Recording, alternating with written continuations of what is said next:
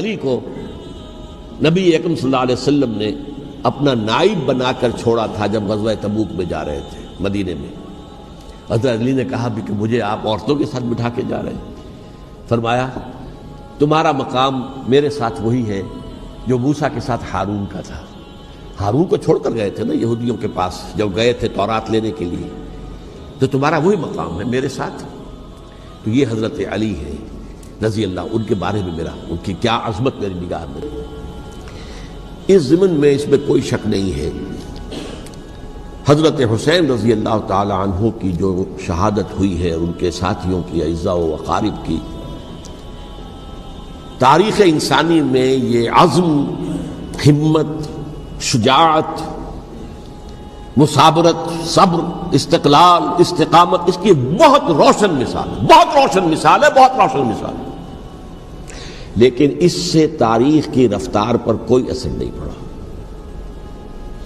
وہ جو ملوکیت آ گئی تھی وہ اور گہری سے گہری ہوتی چلی گئی۔ واقعہ کربلا کے بعد تو واقعہ ہررا ہوا میں نے گنوا دیا آپ کو، اس سے زیادہ تو میرے خیال میں کہ اور ہمارے لیے لائق شرم جو ہے کوئی واقعہ ہے ہی نہیں اس پہلو سے۔ لیکن حضرت حسین کا ایک، اب ان کو یہ کہ میں مطلب یہ کہ اگر میں ان کے ہاتھ پر بیعت کر لیتا ہوں جو کہ اس وقت سامنے موجود تھے کہ یزید کی بیعت تمہارے ہاتھ پر کرتا ہوں، تو گویا کہ اپنے آپ کو سرنڈر کر دیتے، لیکن انہوں نے قتل کیا۔ اصل قاتلان کوفی، وہی سبائی۔ البتہ یہ ہے کہ اس واقعے کی جو یادگار ہے اس میں کوئی شک نہیں ہے کہ اس نے مسلمانوں میں سے ایک گروہ کے دل میں قربانی اور شہادت کا جذبہ بہت پیدا کیا، اس میں کوئی شک نہیں۔ اور جس طریقے سے کہ عاشورہ محرم میں یاد منائی جاتی ہے، جس طریقے سے اس نے اہل تشیع کے اندر قربانی کا جذبہ بے انتہا پیدا کر دیا کہ دیکھیے حضرت حسین رضی اللہ تعالی عنہ کی اس شہادت کے بعد، اس کے بعد واقعہ ہررا بھی ہوا جو واقعہ کربلا سے بھی بعض اعتبارات سے زیادہ بھیانک اور زیادہ گھناؤنا واقعہ بنو امیہ کی تاریخ ہے، جس کو لوگ جانتے ہی نہیں۔ مدینہ کے کچھ لوگوں نے بغاوت کی اور انہوں نے اس کے خلاف فوج بھیجی، اور فوج کو جب مدینہ فتح کر لیا 3 دن کے لیے حلال کر دیا، جو چاہو کرو، یہاں جسے چاہو مارو، جسے چاہو لوٹو، جس کا گھر چاہو برباد کرو، جس عورت کو چاہو ریپ کرو۔ اور یہ مدینہ النبی کے اندر ہوا، تو کاٹ کھانے والی ملوکیت کے اندر بہت سے واقعات ہوئے۔ عبداللہ ابن زبیر کھڑے ہوئے، انہوں نے حکومت قائم کی تھی، لیکن یہ کہ وہ تو 6 سال کے لیے کامیاب بھی رہے، ایک حکومت قائم کی، بنو امیہ کے ہاتھ پر بیعت نہیں کی، بالآخر ان کی حکومت بھی ختم ہو گئی۔ پھر حضرت زید کھڑے ہوئے، انہوں نے بغاوت کی، وہ بھی ناکام رہ گئے۔ پھر بنو عباس میں کھڑے ہوئے حضرت نفس زکیہ، حضرت حسن رضی اللہ تعالیٰ عنہ کے اولاد میں سے، وہ بھی ناکام ہو گئے، شہید ہو گئے۔ پھر یہ سمجھ لیا گیا کہ اب یہ جہاں تک 6ٹھی منزل ہے وہ تو دوبارہ تعمیر نہیں ہو سکتی، یہ تو جس کی لاٹھی اس کی بھینس، جس کے پاس طاقت ہوگی اس کی حکومت ہوگی، جس کا قبیلہ زیادہ قوی ہوگا، جس قبیلے میں زیادہ عصبیت ہوگی، مضبوط ہوگا، متحد ہوگا، طاقتور ہوگا، اسی کی حکومت ہوگی۔ البتہ اس کے نیچے لوگوں کے اخلاق کی اصلاح کرو۔ صوفیاء کرام نے وہ کام اپنے ذمے لیا، اور بالکل وہی کام ہے کہ جو ائمہ اہل بیت کرتے رہے۔ حضرت حسن کی اولاد میں پھر حضرت علی بن حسین رضی اللہ تعالی، حضرت حسین کی اولاد میں پھر امام محمد باقر، امام محمد جعفر صادق، اور اس کے بعد بھی 5 اور، کسی نے بغاوت نہیں کی۔ جیسے علماء کرام کام کر رہے تھے اور جیسے صوفیاء کرام کام کر رہے تھے، ایسے ہی وہ مسلمانوں کی علمی تربیت، روحانی تربیت و تزکیہ کر رہے تھے، کسی نے حکومت کو چیلنج نہیں کیا۔ نوٹ کر لیجیے اس بات کو۔ پھر میں نے عرض کیا کہ جہاں تک خلفاء ثلاثہ کی شہادت کا اور شہادت حسین یا سانحہ کربلا رضی اللہ تعالی عنہم اجمعین کا تعلق ہے، اصل میں اس کو نہیں سمجھ سکتے لوگ جب تک کہ ریولوشن اور کاؤنٹر ریولوشن کا فلسفہ سمجھ میں نہ آئے۔ جب کسی ملک میں، کسی خطہ ارضی میں کوئی انقلابی تحریک چل رہی ہوتی ہے، ظاہر بات ہے ابتدا میں تو انقلابی لوگ چند ہوتے ہیں، کمزور ہوتے ہیں، ضعیف ہوتے ہیں، ان سے کوئی خطرہ محسوس نہیں ہوتا، لیکن کشاکش کے دوران ایک وقت آ جاتا ہے کہ پھر جو مخالف انقلاب ہیں وہ یہ سمجھ بیٹھتے ہیں، سمجھ جاتے ہیں کہ اب ہماری پیش نہیں جا رہی، اب ہمارا بس نہیں چلے گا، لہذا سر جھکا دو۔ اسے پنجابی محاورے میں کہا جاتا ہے نیوی پاؤ، اس وقت تو وقت کو گزارو۔ اب اس کے بعد پھر کوئی موقع ملا تو دیکھیں گے کہ اس انقلاب کو ہم انڈو کر سکیں، کاؤنٹر ریولوشنری موومنٹس۔ یہ اصل میں فلسفہ سمجھ میں نہ آئے اور ریولوشن کا فلسفہ سمجھ میں نہ آئے تو سیرت النبی سمجھ میں نہیں آ سکتی۔ منہج انقلاب نبوی میری کتاب ہے، اس کو پڑھیے تو سیرت کا وہ تجزیہ آپ کے سامنے آئے گا جو آپ کی آنکھیں کھول دے گا کہ سیرت کو ہم کیا سمجھتے رہے اور سیرت اصل میں ہے کیا۔ بہرحال یہ کاؤنٹر ریولوشنری موومنٹس تھیں کہ جب عرب میں حضور کو فیصلہ کن قوت حاصل ہو گئی تو جو بھی مخالفین تھے انہوں نے سر جھکا لیا، سرنڈر کیا، اسلام لے آئے، گویا کہ چھپ گئے اسلام کے لبادے میں۔ لیکن وہ تھے اسی طاق میں کہ پھر کبھی موقع ملے تو پھر ہم اس نظام کو دہو بالا کر دیں، تلپٹ کر دیں۔ یہ رد عمل سب سے پہلے خود عرب کے اندر پیدا ہوا، کیونکہ مشرکین عرب کو جب سورہ توبہ کی پہلی 6 آیات نازل ہوئی ہیں جن میں الٹیمیٹم دے دیا گیا کہ اب کسی مشرک قبیلے سے کوئی معاہدہ اللہ کا اور اس کے رسول کا نہیں ہوگا، تمہیں 4 مہینے کی مہلت دی جا رہی ہے، یا ایمان لے آؤ اور یا تمہیں قتل کر دیا جائے گا۔ یہ بہت سخت آیات ہے قرآن کی، سورہ توبہ کی ابتدائی 6 آیات۔ اور حضرت علی رضی اللہ تعالیٰ عنہ کا کہنا یہ ہے کہ اس آپ کو معلوم ہے کہ مصحف میں یہ واحد صورت ہے جس سے پہلے بسم اللہ الرحمن الرحیم نہیں لکھی بھی آپ کو نظر آتی، باقی 113 صورتوں کے شروع میں بسم اللہ الرحمن الرحیم ہے۔ تو کیا وجہ ہے یہاں کیوں نہیں ہے؟ حضرت علی کا فرمانا ہے کہ یہ صورت تو تلوار ہاتھ میں لے کر اتری ہے، اور بسم اللہ الرحمن الرحیم میں اللہ تعالیٰ کے 2 اسماء ہیں، الرحمن الرحیم، تو یہ گویا کہ اس سے متضاد صورتحال ہے کہ اب تمہارے لیے آخری موقع ہے، یا ایمان لے آؤ اور یا قتل کر دیے جاؤ۔ اس میں ایک تیسری گنجائش خود بخود نکلتی تھی، یا یہ ملک چھوڑ کر چلے جاؤ، اور ایسا بہت سے لوگوں نے کیا بھی، لیکن اکثر لوگوں نے گردن چکائی۔ لیکن رد عمل ظاہر ہوا، ایک تو مرتدین کھڑے ہو گئے جنہوں نے نئی نبوتوں کو مان لیا، ایک مانعین زکوٰۃ کھڑے ہو گئے کہ ہم زکوٰۃ تمہیں نہیں دیں گے۔ یہ رد عمل تھا مشرک عرب کا، مشرکین عرب کا۔ اور حضرت ابو بکر رضی اللہ تعالیٰ عنہ کے دفتر فضائل کا یہ بڑا اہم باب ہے، ود این آئرن فسٹ، حالانکہ وہ بہت رقیق القلب، کمزور، نحیف الجثہ انسان تھے، لیکن یہ کہ عظیمت کوہ ہمالیہ جو ہے ان کے اندر ظاہر ہوئی ہے، ود این آئرن فسٹ انہوں نے ان ساری جو رد عمل کی جو تحریکیں تھیں انہیں کچل کر رکھ دیا، اور پھر پورے عرب کو گویا کہ اثر نو اس میں اسلام کے نظام کو کنسولیڈیٹ کر کے حضرت عمر کے حوالے کر دیا رضی اللہ تعالیٰ عنہ۔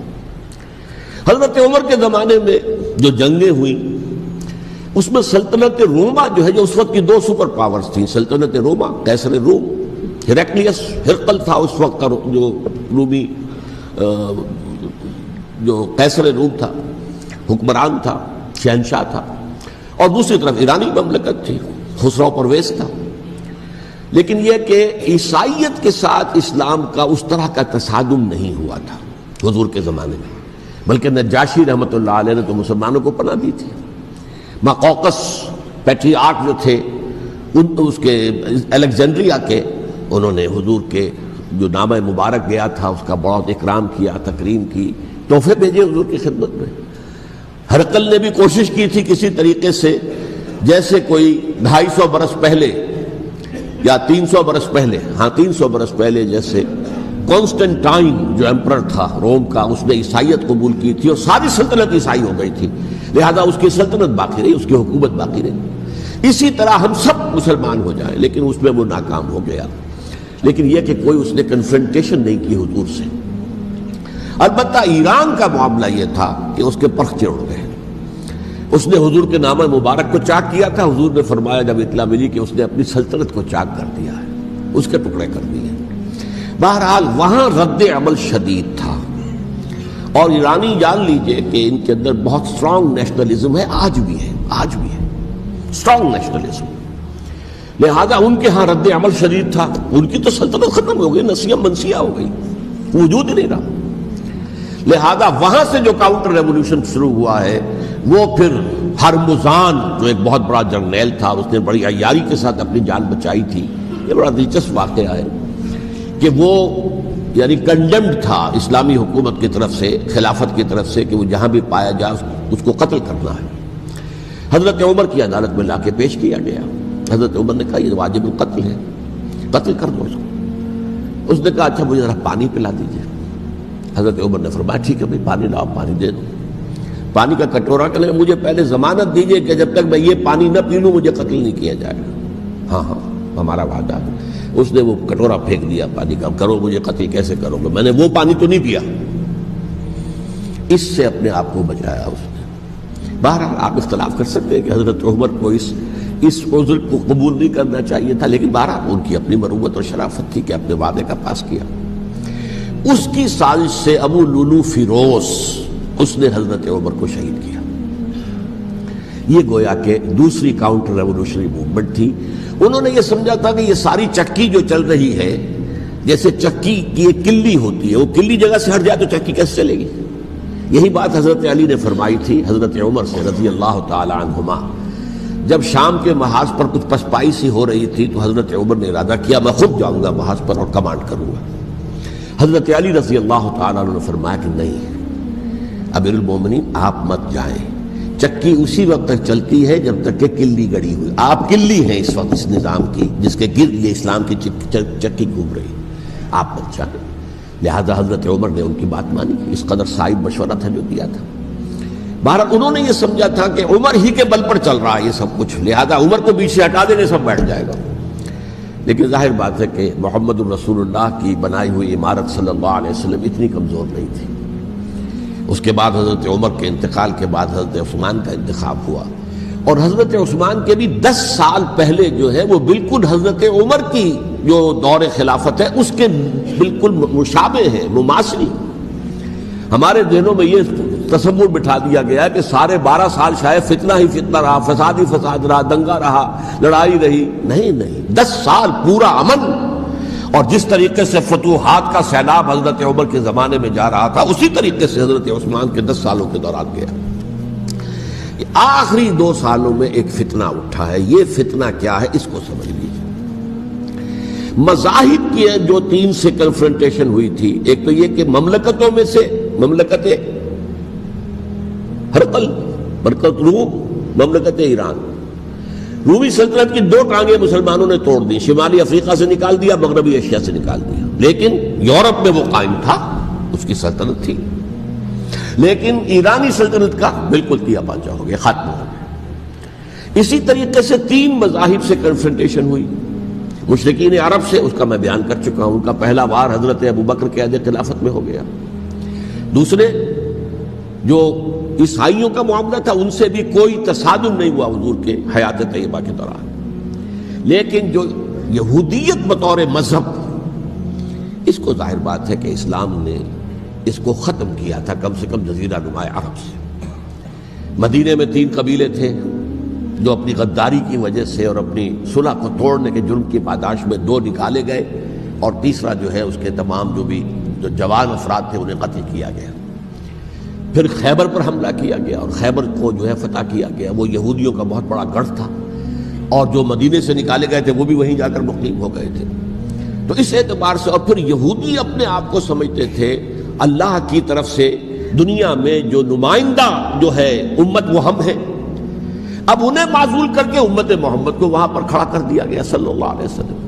لہذا وہ بہت زیادہ جو سمجھیے ایگریوڈ، سب سے زیادہ جن کو گزند پہنچا ہے حضور کے دست مبارک سے، وہ یہودی تھے۔ لہذا ان کا جو رد عمل آیا ہے وہ ہے جس کے نتیجے میں حضرت عثمان شہید ہوئے، حضرت علی شہید ہوئے، حضرت حسین شہید۔ اب اس چیز کو اچھی طرح سمجھیے، یہ جو رد عمل ہے یہ ایک شخص کے ذریعے سے آیا، اور اسی لیے بعض لوگ یہ سمجھتے ہیں کہ یہ خامخواہ کی کہانی ہے، کیا ایک آدمی اتنا بڑا کام کر سکتا؟ عبداللہ ابن سبا ایک یہودی جو اسلام کا لبادہ اوڑھ کر حضرت عثمان کے عہد خلافت میں مدینے میں آ گیا، ٹھیک، اس کے بارے میں تو میں بعد میں عرض کروں گا، لیکن ایک شخص کیا کچھ کر سکتا ہے اس کی مثال میں صاحب دے دوں آپ کو۔ پہلے حضرت مسیح علیہ السلام کے پورے دین کو ایک شخص نے ختم کر دیا، سینٹ پال جسے دنیا جانتی ہے جس کے نام سے، توحید کو تثلیث میں بدل دیا۔ حضرت عیسیٰ علیہ السلام تو توحید کی تلقین کر کے گئے تھے، توحید ختم، تثلیث آ گئی۔ جس میں پہلے باپ ماں اور بیٹا تھے، اس کے بعد باپ بیٹا اور روح القدس ہو گئے، تثلیث۔ نمبر 2، شریعت موسوی کو ساقط کر دیا، لہذا اب پالزم جو ہے، کرسچینٹی نہیں رہی، وہ حضرت عیسیٰ کو کہہ کر گئے تھے کہ شریعت موسوی تم پر لاگو رہے گی، نافذ رہے گی، ساقط کر دیا۔ نمبر 3، اس نے عیسائیت کے دائرہ تبلیغ کو وسیع کر دیا، جنٹائلز یا گوئمز کے اندر بھی، غیر یہودیوں میں، حالانکہ حضرت مسیح کہہ کر گئے تھے کہ تمہیں صرف یہودیوں سے خطاب کرنا ہے، اور میں صرف اسرائیل کے گھرانے کی کھوئی ہوئی بھیڑوں کی تلاش میں آیا۔ اب آپ دیکھیے حضرت مسیح کے فوراً بعد اور حضرت مسیح کی زندگی کے دوران جب تک کہ وہ موجود تھے، وہ بدترین دشمن تھا حضرت مسیح علیہ السلام کا۔ بعد میں لبادہ اڑا، اور یہ کہ مجھے مکاشفہ ہوا ہے، مکاشفے میں مسیح سے میری ملاقات ہوئی ہے، میں ان پر ایمان لے آیا ہوں، اور پھر اس نے اپنے زہد اور دینداری کا جو بھی فراڈ تھا اس کے نتیجے میں اپنی حیثیت بنا لی، دین مسیحی کو بالکل ختم کر دیا۔ آج کہاں ہے وہ دین مسیحی؟ دی 100 کے مصنف نے بھی صاف لکھا ہے کہ جب تک حضرت مسیح دنیا کے اندر موجود تھے، عیسائیت کی حیثیت یہودیت نے ایک فرقے سے زیادہ نہیں تھی، یہودیوں کا ایک فرقہ، ایک جماعت، بس۔ یہ سینٹ پال ہے جس نے اسے ایک مستقل مذہب کی حیثیت اختیار کی ہے۔ تو it should be called Paulism، اور یہ ایک آدمی کا کارنامہ۔ اسی طریقے سے یہ تو ہو گیا حضرت مسیح کے فوراً بعد، رفع سماوی کے فوراً بعد۔ 1500 برس کے بعد ایک تحریک چلی ہے یورپ کے اندر، اصلاح مذہب، اور اس کی پشت پر بھی یہودی ذہن تھا۔ یہودی ذہن نے عیسائیت کو 2 حصوں میں تقسیم کر دیا، کیتھولک اینڈ پروٹیسٹنٹس، اور پروٹیسٹنٹس کو اپنا اعلی کار بنایا۔ یہ ایک علیحدہ مضمون ہے جس پر میں تفصیل میں نہیں جانا چاہتا، میری کتاب بھی موجود ہے اس موضوع پر، سابقہ اور موجودہ مسلمان امتوں کا ماضی، حال و مستقبل، اس میں نے تفصیل بیان کی۔ یہ جو تقسیم ہوا ہے تو وہ پہلی بات ایک یہودی، جیسے کہ علامہ اقبال نے، مارکس بھی تو ایک یہودی تھا نا، تو ابلیس کی مجلس شورا میں بڑا پیارا شعر ہے، وہ یہودی فتنہ گر، وہ روح مصدق کا بروز، ہر قبا ہونے کو ہے اس کے جنون سے چاک چاک۔ یہ ایک یہودی فتنہ گر مارکس نے وہ تصور دنیا کو دیا جس نے عظیم انقلاب برپا کیا روس کے اندر، بولشوک ریولوشن، اور جو پھر آدھی دنیا تک پھیل گیا۔ آج سے 50 سال پہلے امریکہ کانپتا تھا، روس کے سامنے کھڑا ہوا کانپ رہا تھا، اس لیے کہ روس سائنٹیفک ترقی میں امریکہ سے بہت آگے تھا، اس کے ایسٹروناٹس پہلے گئے ہیں خلا کے اندر، امریکہ تو بہت پیچھے تھا۔ بہرحال اس نے جس طریقے سے USSR کا خاتمہ کرایا ہے وہ ایک علیحدہ بات ہے، میں اس وقت اس طرف نہیں جانا چاہتا، لیکن جان لیجئے کہ وہ ایک شخص کا کارنامہ، وہ یہودی فتنہ گر، وہ روح مصدق کا بروز، ہر قبا ہونے کو ہے اس کے جنون سے تار تار۔ اسی طرح وہ عبداللہ ابن سبا، یہودی فتنہ گر۔ آج اہل تشیع میں سے بعض حضرات کہتے ہیں کہ یہ عبداللہ ابن سبا یہ تو افسانوی شخصیت ہے، اس کی حقیقت کوئی تھی ہی نہیں، حالانکہ ان کی اپنی کتاب میں رجال کشی کے اندر اس کا ذکر موجود ہے، اور یہ بھی موجود ہے کہ حضرت علی رضی اللہ تعالیٰ عنہ نے اپنے عہد خلافت میں اسے زندہ جلوایا ہے۔ اس کی وجہ کیا تھی؟ یہ آیا مدینے کے اندر اسلام کا لبادہ اوڑھ کر، اس نے چند عقیدوں کی اشاعت شروع کی۔ سب سے پہلے حضرت علی تو خدا ہیں، گاڈ انکارنیٹ، اوتار کا تصور، جیسے ہندوؤں میں ہے رام چندر جی خدا کا اوتار، اور عیسائیت میں بھی پہلے گاڈ انکارنیٹ کا تصور تھا کہ حضرت مسیح خدا کا اوتار ہے، انکارنیشن آف گاڈ۔ تو اس نے کہا کہ حضرت علی تو خدا کا اوتار ہے، خدا ہے۔ نمبر 2، اس نے کہا کہ ہر نبی کا ایک وصی ہوتا ہے جس کے حق میں وہ وصیت کرتا ہے، تو حضور صلی اللہ علیہ وسلم کے وصی حضرت علی ہیں، لہذا خلیفہ تو اول روز سے حضرت علی ہیں، حضرت ابو بکر، حضرت عمر، حضرت عثمان یہ تو غاصب ہے، اور حضرت عثمان کی خلافت تھی اس وقت تو خاص طور پر۔ پھر اس نے جو قبائلی عصبیت تھی اسے بھڑکایا۔ پرانی جو عصبیت چل رہی تھی قریش کے اندر، وہ 2 گھرانے ایک دوسرے کے مد مقابل تھے۔ دیکھیے، ایک ہوتا ہے قبیلہ، ایک ہوتا ہے گھرانہ۔ ہمارے پنجاب میں ایک قبیلہ ہے وٹو قبیلہ، اس کے گھرانے بہت سے، مانے کے، لالے کے، سجے کے، شامت کے، یعنی کوئی لالا تھا ان میں سے بڑا، ان کے بیٹے ہو گئے لالے کے، ان کی اولاد، خاندان یہ کہلاتے ہیں، قبیلہ ایک، یہ وٹو قبیلہ۔ تو تو قبیلہ تھا قریش، اس میں گھرانے بہت تھے، بنو ہاشم، بنو امیہ، بنو تیم، بنو عدی، یہ بہت سے گھرانے تھے۔ تو چوٹی کے دو گھرانے جو تھے وہ بنو ہاشم اور بنو امیہ، ان کے درمیان چپقلش تھی، مقابلہ، مسابقت، اور یہ مسابقت فی الخیر بھی ہوتی تھی۔ اگر انہوں نے غریبوں کو کھانے کھلائے ہیں تو ہم ان سے بڑھ کر کھلائیں گے، اگر وہ حاجیوں کی خدمت کرتے ہیں تو ہم ان سے بڑھ کر کریں گے۔ تو ان کے اندر یہ مسابقت فی الخیر بھی تھی، لیکن چپقلش تھی کہ کوئی ہم سے آگے نہ نکل جائے، وہ سمجھتا تھا وہ آگے نہ نکل جائے۔ پر اس شخص نے اس پرانی عصبیت کو تازہ کیا کہ حضور تو بنو ہاشم میں سے تھے، لہذا خلافت حق ہے بنو ہاشم کا، یہ غاصب ہے۔ اس سے پہلے دو خلفاء جو تھے وہ نہ بنو ہاشم سے تھے نہ بنو امیہ سے تھے۔ حضرت ابو بکر بنو تیم میں سے تھے، چھوٹا قبیلہ تھا۔ حضرت عمر بنی عدی میں سے تھے، وہ بھی چھوٹا قبیلہ تھا۔ یہ حضرت عثمان پہلے خلیفہ جو بنو امیہ میں سے تھے، جن کی پرانی چپقلش بنو ہاشم سے تھی۔ اب اس کو موقع مل گیا کہ پرانی قبائلی عصبیت کو بھڑکائے۔ یہ ہے اصل میں اس فتنے کا پس منظر عبداللہ ابن سبا نے جو آ کر پھیلایا ہے، اور اس کی تفصیل میں اس وقت میں نہیں جا سکتا، کیسے یہ فتنہ پروان چڑھا، کیا انہوں نے اسٹریٹجی اختیار کی، کہ یہ کیا کرتے تھے، گروہ بنا کر بھیجتے تھے لوگوں کو، کوفے میں جاؤ تو وہاں پر دمشق کے گورنر کے خلاف اور مصر کے گورنر کے خلاف الزامات لگاؤ، اس نے یہ کیا، وہ غبن کر گیا، وہ یہ کر گیا، وہ خیانت کر رہا ہے، وہ رشتہ داروں کو پال رہا ہے، اور عثمان کے خلاف بھی تقریریں کرو رضی اللہ تعالی عنہ۔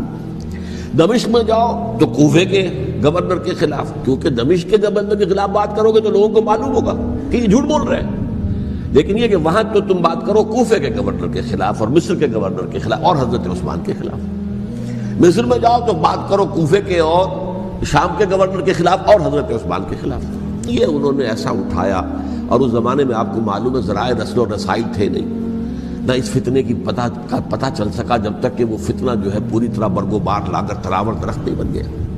اس کے نتیجے میں حضرت عثمان رضی اللہ تعالی عنہ شہید ہوئے، اور خلیفہ پھر حضرت علی رضی اللہ تعالی عنہ کو انہی سوائیوں نے، جنہوں نے گھیراؤ کیا تھا، جنہوں نے حضرت عثمان کو شہید کیا ہے، یہی حضرت علی رضی اللہ تعالیٰ عنہ کے ارد گرد ہو گئے۔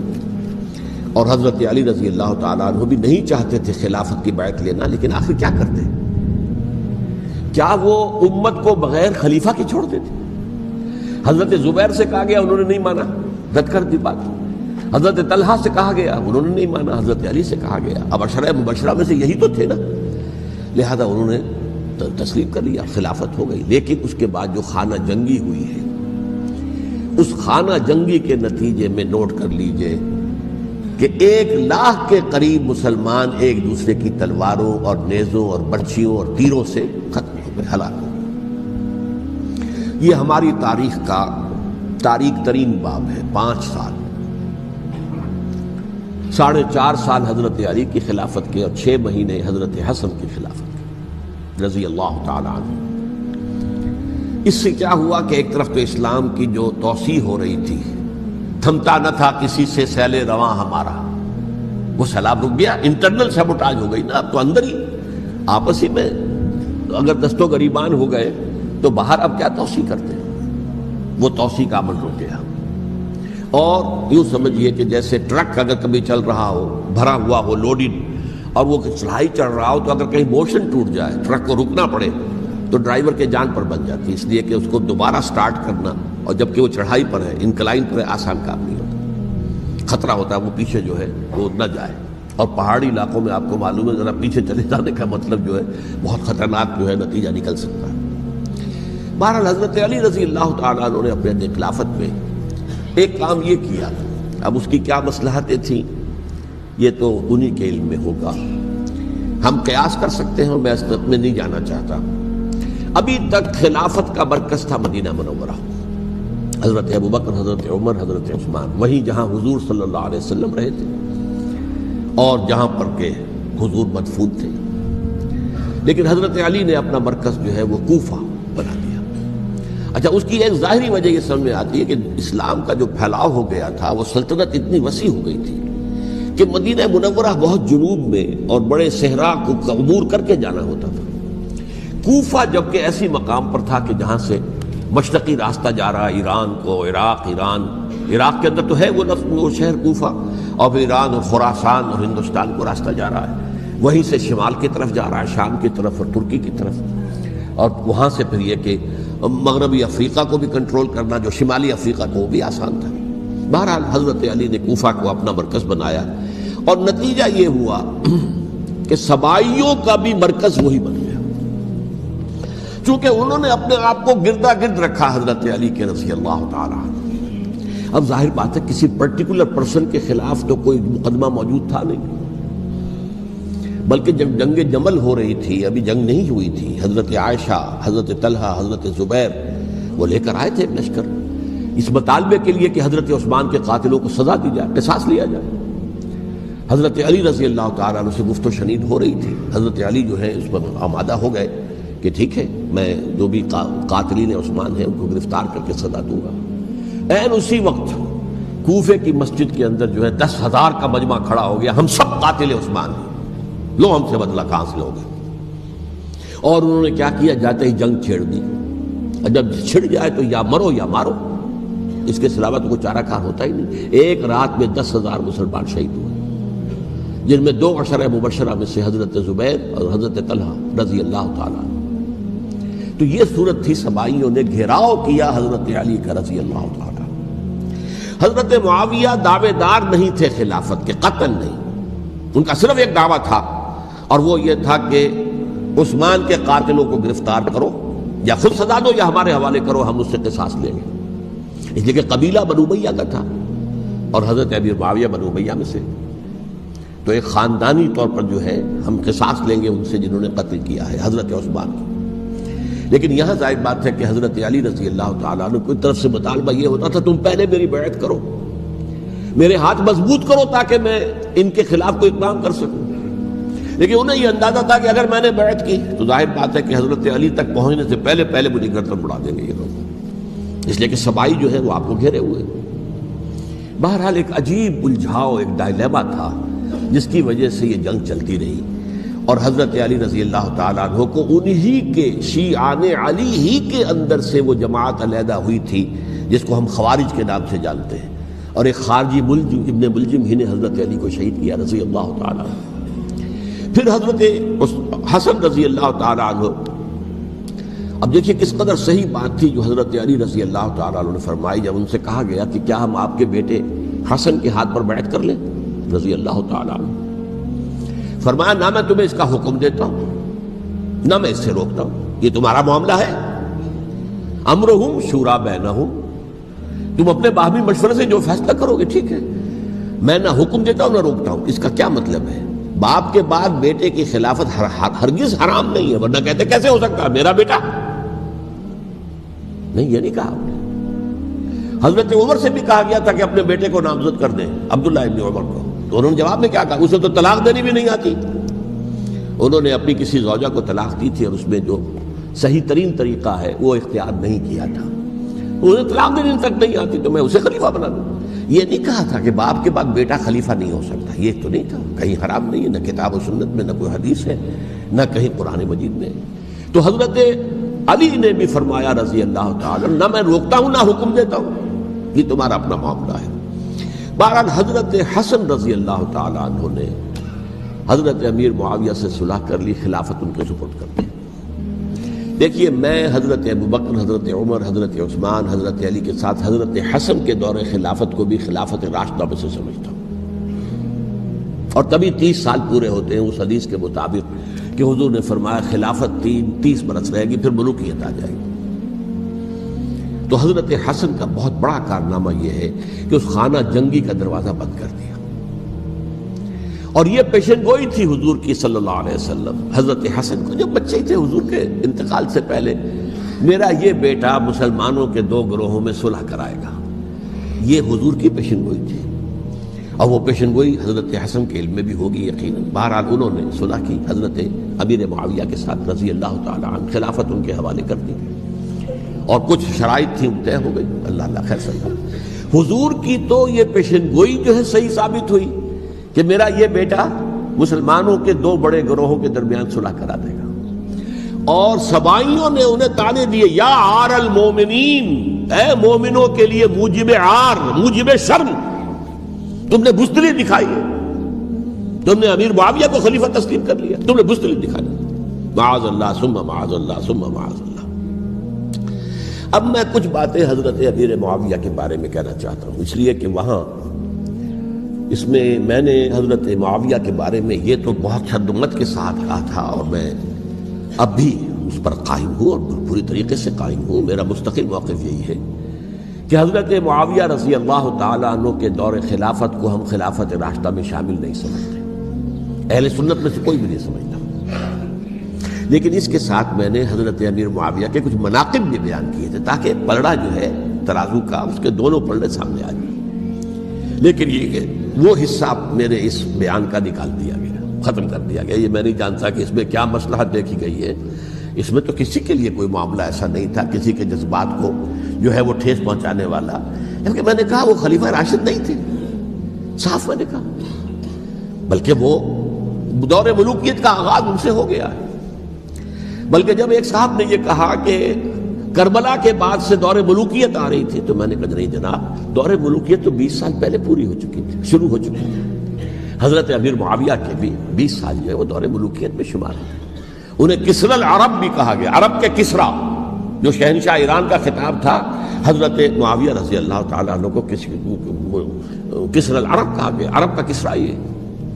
لیکن دوسری طرف یہ ہے کہ وہ صحابی رسول ہیں رضی اللہ تعالیٰ، حضور کے برادر نسبتی بھی ہیں، حضور کے سالے ہیں، ان کی ہمشیرہ ام حبیبہ حضور کی زوجہ محترمہ ہیں، ام المومنین ہیں، ام حبیبہ رضی اللہ تعالیٰ عنہ۔ پھر کس قدر معتمد علیہ تھے حضور کے کہ کاتبان وحی میں شامل تھے، وحی کی کتابت کرنے والے چند لوگ تھے جنہیں کہ حضور کہتے تھے کہ اب یہ آیت لکھ لو، ان میں سے ایک امیر معاویہ بھی رضی اللہ تعالیٰ۔ تو بڑے توازن کی ضرورت ہے۔ دیکھیے صحابہ کرام کا جہاں تک تعلق ہے، اہل سنت کا موقف یہ ہے کہ صحابہ تو کلہم عدول، صحابہ سب کے سب نیک نیت ہیں، اور ان کی روایت جو ہے قبول کی جائے گی، رد نہیں کی جائے گی، ان پر کوئی جرح و تعدیل نہیں ہوگی، اس لیے کہ ان کا تزکیہ محمد الرسول اللہ صلی اللہ علیہ وسلم نے کیا تھا۔ لہٰذا یہ تو ہو سکتا ہے کہ کسی صحابی سے کوئی خطا ہو جائے، لیکن وہ خطا اجتہادی ہوگی، نیت کی خطا نہیں ہوگی، نیت کی غلطی نہیں ہوگی۔ اگر کسی صحابی کی نیت پر حملہ کیا جائے تو یہ اصل میں طعن ہے، حملہ ہے حضور پر کہ وہ تربیت دے ہی نہیں سکے اپنے ساتھیوں کو، معاذ اللہ ثم معاذ اللہ ثم معاذ اللہ، وہ تزکیہ کر ہی نہیں سکے۔ 3 جگہ جو قرآن میں آیا ہے یتلو علیہم آیاتہ ویزکیہم، تو کیا تزکیہ کیا؟ اگر ان کے قریب ترین ساتھی جو تھے، اگر ان کے اندر بھی بدنیتی تھی اور دنیا کی طلب تھی اور دنیا کے اندر اقتدار حاصل کرنے کا جذبہ تھا، تو پھر کیا تزکیہ کیا؟ معاذ اللہ ثم معاذ اللہ۔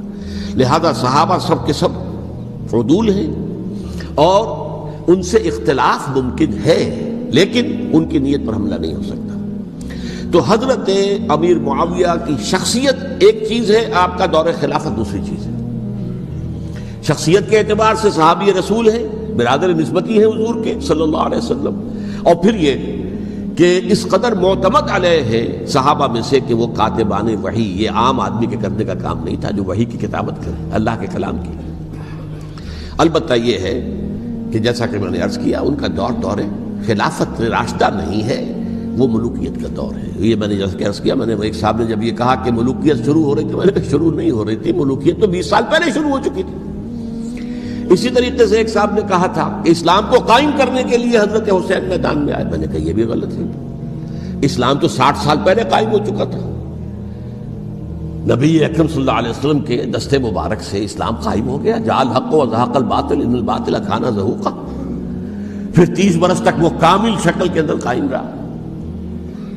تو اسلام جو ہے وہ در حقیقت اب قائم کرنے والی بات نہیں تھی، البتہ اس کے اندر زوال شروع ہو گیا تھا، اس زوال کے عمل کو روکنے کے لیے حضرت حسین میدان میں آئے۔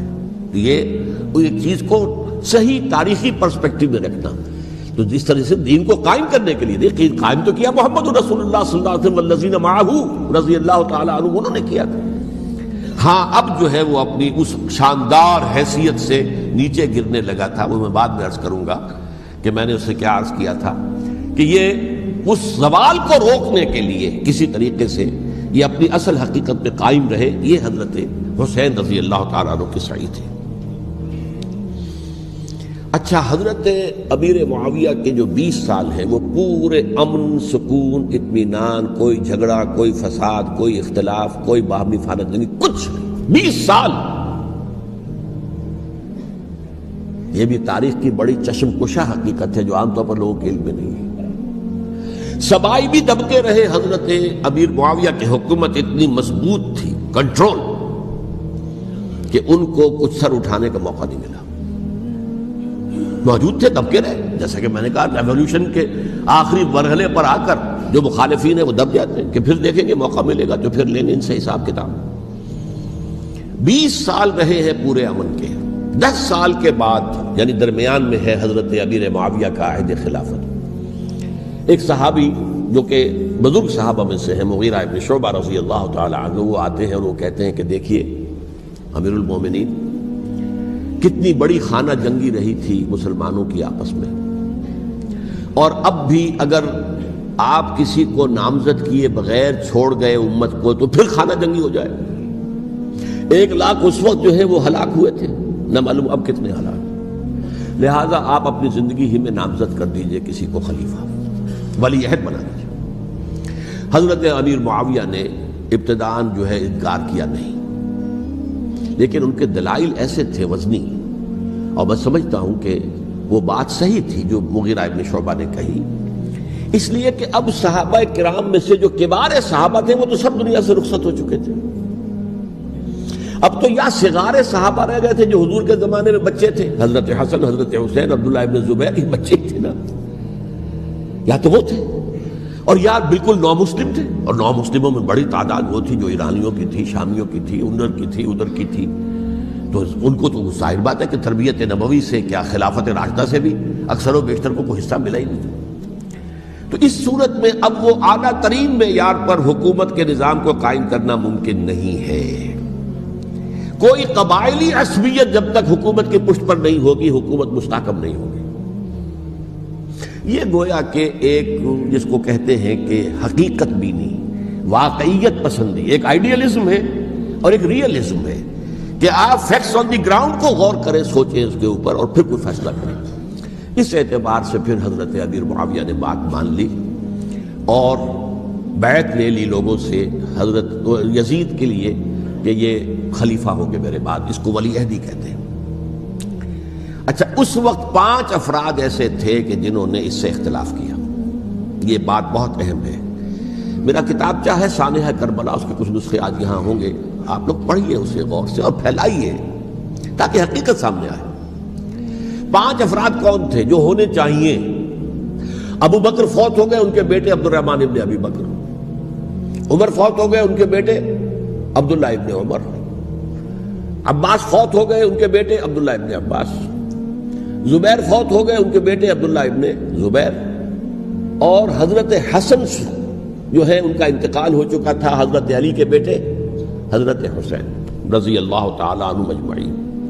حضرت حسن کے بارے میں ایک فریق کا کہنا یہ ہے کہ انہیں زہر دے کر ہلاک کیا گیا، اہل تشیع کا قول یہ ہے، جبکہ اہل سنت کہتے ہیں کہ نہیں، وہ اپنی جو بھی طبی موت تھی اس سے ان کے وفات۔ لیکن میں اس میں نہیں جانا چاہتا، اس لیے کہ یہ مائکرو ہسٹری جو ہے نا، وہ تو ایک ایک واقعے کے لیے ادھر کی روایات کیا، ادھر کی کیا ہیں، ان کے پاس کیا دلائل، یہ تو کسی ریسرچ اسکالر کا موضوع ہے، میرا موضوع نہیں ہے۔ لیکن بہرحال یہ 5 حضرات تھے جنہوں نے ولی عہدی کی بیعت نہیں کی، لیکن حضرت معاویہ اتنے حلیم الطبع انسان تھے، انہوں نے جبر نہیں کیا، کوئی تشدد نہیں کیا۔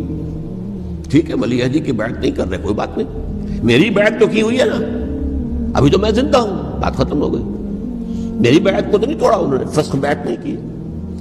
اس اعتبار سے انہوں نے نہ کوئی تشدد کیا، نہ جبر کیا، نہ کوئی مواخذہ کیا۔ لیکن جب امیر معاویہ کا انتقال ہو گیا، اب ولی عہدی کی بجائے وہ اب خلافت کی بیعت کی، سب لوگوں نے بیعت کر لی۔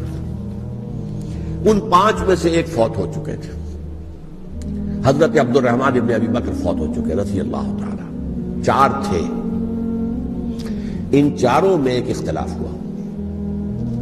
2 کی رائے یہ تھی، عبداللہ ابن عمر، عبداللہ ابن عباس، کہ اگرچہ یہ کام غلط ہوا ہے اسلام کی روح کے منافی ہوا ہے، یہ بادشاہت کی بنیاد پڑ رہی ہے، لیکن یہ بات ایسی نہیں ہے کہ اس کی بنا پر ہم خانہ جنگی شروع کروا دیں، امت کے اندر خون خرابہ کروائیں، فساد کروائیں۔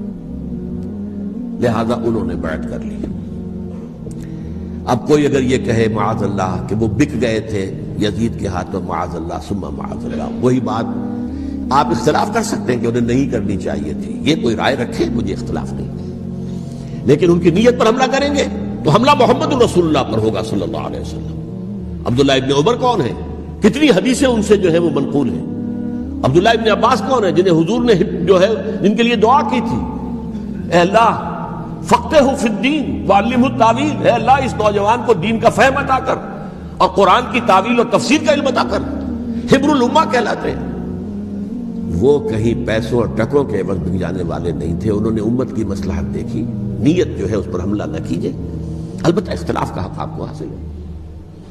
دو حضرات جو ہے ڈٹے رہے کہ نہیں، ہمیں کم وقت میں ریزسٹ کرنا ہے۔ عبداللہ ابن زبیر عمر کے اعتبار سے وہ بڑے ہیں، مسلمانوں میں سب سے پہلے ولادت مدینے میں جا کر جو ہوئی ہے وہ عبداللہ ابن زبیر کی ہوئی ہے۔ ہجرت کر کے جب مہاجرین وہاں پہنچے، کچھ عرصے تک کسی کے ہاں کوئی اولاد نہیں ہوئی، تو لوگوں نے تانے دینے شروع کر دیے کہ معلوم ہوتا ہے کہ یہاں آ کر یہ مکے کے رہنے والے جو ہیں کمزور ہو گئے ہیں، ان کے ہاں اولاد ہی نہیں ہو رہی۔ پھر عبداللہ ابن زبیر کی ولادت ہوئی ہے، یہ حضرت ابو بکر کے نواسے ہیں، حضور کی زوجہ محترمہ حضرت عائشہ کی بہن، حضرت دیکھیے ابھی نام نکل گیا ہے جی، حضرت اسماء رضی اللہ تعالی عنہا عنہما، یہ ان کے صاحبزادے ہیں، حضرت زبیر کے بیٹے۔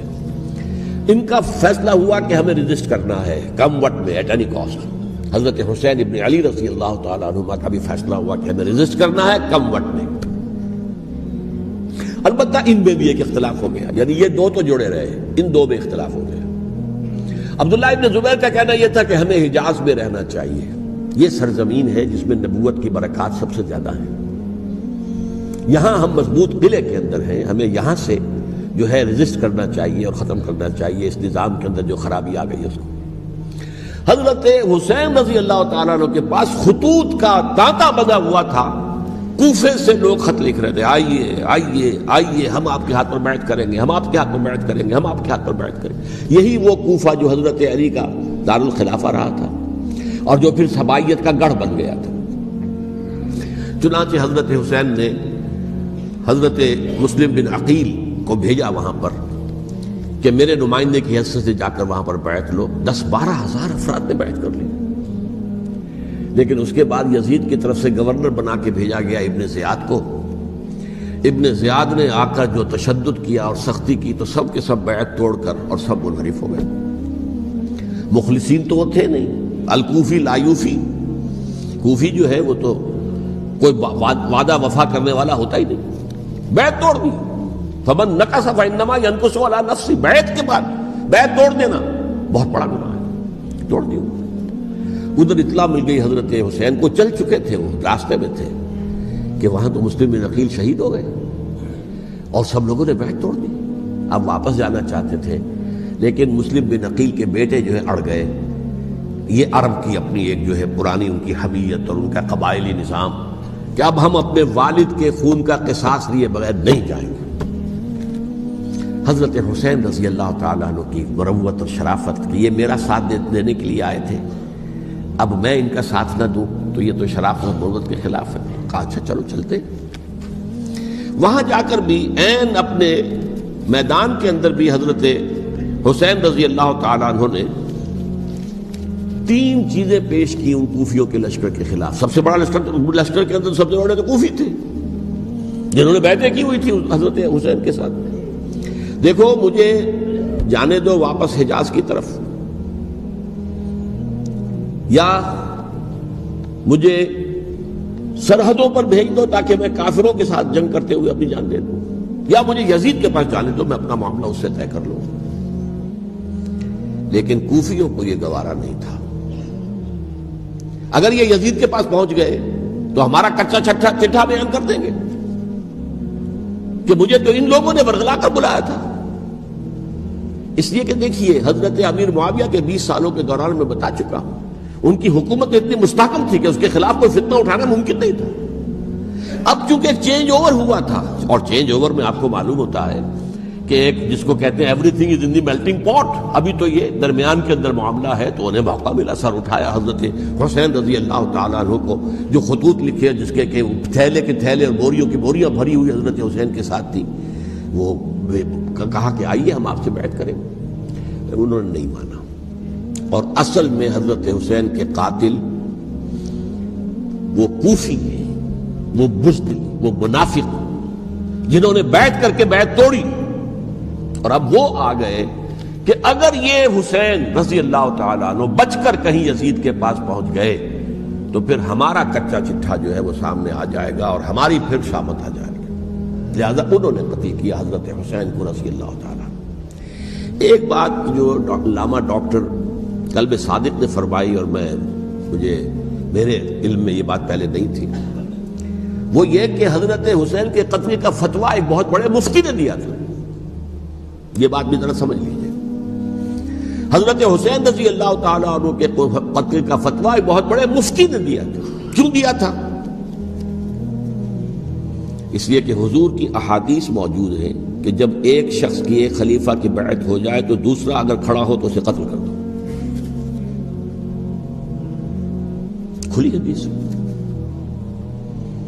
اسی لیے ایک بہت بڑے مفسر بھی ہیں، فقیہ بھی ہیں، قاضی ابن العربی رحمۃ اللہ علیہ، ایک ابن عربی ہیں الف لام کے بغیر، ابن عربی، وہ بہت بڑے صوفی ہیں، فلسفی ہیں، اندلس کے ہیں۔ یہ قاضی ابن العربی ہیں جنہوں نے قرآن کی ایک تفسیر لکھی ہے اس اعتبار سے کہ صرف ان آیات کی تفسیر جن سے کہ فقہی احکام جو ہیں ان کا استنباط ہوتا ہے۔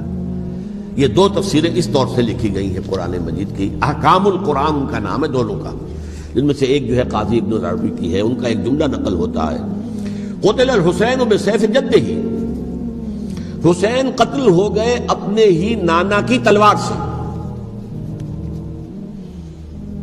وہ تلوار کیا تھی؟ جب کسی کی بیعت ہو چکی ہو پھر کوئی کھڑا ہو مدعی خلافت، قتل کر دو۔ میرے نزدیک حضرت حسین مدعی خلافت نہیں تھے، یہ بات اس وقت سامنے لوگوں کے نہیں آئی، بلکہ حکومت نے یہ باور کرا دیا کہ یہ تو باغی ہے، یہ مدعی ہے خلافت کے۔ انہوں نے تو دعویٰ نہیں کیا خلافت کا، وہ تو صرف اس عمل کو روکنے کے لیے میدان میں آئے تھے۔ اور اس بات کو اچھی طرح سمجھ لیجئے کہ اس وقت تک یہ جو تصور آج ہمارے پاس ہے کہ ریاست علیحدہ ہے، حکومت علیحدہ ہے، state of Pakistan, we are loyal to the state of Pakistan, ہم ریاست پاکستان کے وفادار ہیں، گورنمنٹ آف پاکستان کے وفادار نہیں ہیں، we are not loyal to the government. Government تو کبھی بے نظیر کی تھی، ہم اس کے خلاف تحریک چلا رہے تھے، یا کبھی کسی اور کی تھی اس کے خلاف تحریک چل رہی ہے، یا کبھی ضیاء الحق کی تھی اس کے خلاف تحریک چل رہی ہے۔ گورنمنٹ کو بدلنا تو عوام کا حق ہے، آج، اس وقت نہیں تھا۔ اس وقت ریاست اور حکومت کا کوئی فرق نہیں تھا، لہذا جو حکومت سے اختلاف کرے گویا کہ باغی ہے۔ یہ ہے اصل میں وہ پیچیدہ مسئلہ کہ کیوں کسی مفتی نے فتویٰ دے دیا، اس لیے کہ اس وقت تک ریاست اور حکومت کا فرق واضح نہیں تھا دنیا پر۔ یہ تو ابھی کوئی 100-150 سال کی بات ہے کہ آج ہمارا جو پولیٹیکل سائنس کا ایولیوشن ہوا ہے وہ اس اسٹیج تک پہنچ گیا ہے کہ اسٹیٹ علیحدہ ہے، حکومت علیحدہ ہے۔ حکومت تو اسٹیٹ کے 3 آرگنز میں سے ایک آرگن ہے، ایڈمنسٹریشن حکومت کی ہے، جوڈیشری ہے اور لیجسلیچر ہے، 3 آرگنز ہیں بڑے بڑے، ان میں سے ایک ہے۔ تو حکومت کو بدلنا تو عوام کا حق ہے، چاہے وہ ووٹ کے ذریعے بدلے، چاہے ایجیٹیشن، اگر پرامن ایجیٹیشن ہے اس سے حکومت کو بدلنے کا حق حاصل ہے دستوری طور پر ہر اعتبار سے۔ اس وقت یہ نہیں تھا، لہذا صورتحال یہ بن گئی کہ حکومت وقت نے باور کرا دیا مسلمانوں کو، ورنہ سوچئے نواسۂ رسول کو قتل کرنا کوئی آسان کام تھا۔ آخر سب کلمہ گو تھے کہ نہیں تھے؟ کلمہ گو تو تھے نا، اور حضور سے عقیدت اور محبت میں کمی، لیکن یہ کہ فتویٰ اگر ایک بہت بڑے مفتی کا، جو کہ حضرت علامہ ڈاکٹر قلب صادق صاحب نے فرمایا، مجھے اس مفتی کا نام بھی معلوم نہیں، کہ ایک مفتی ہی کا فتویٰ تھا وہ، جس کے بنا پر اب ان لوگوں نے حضرت حسین کو قتل کیا، اور یہی وجہ ہے کہ انہوں نے پھر خیموں کو بھی آگ لگا دی۔ وائی؟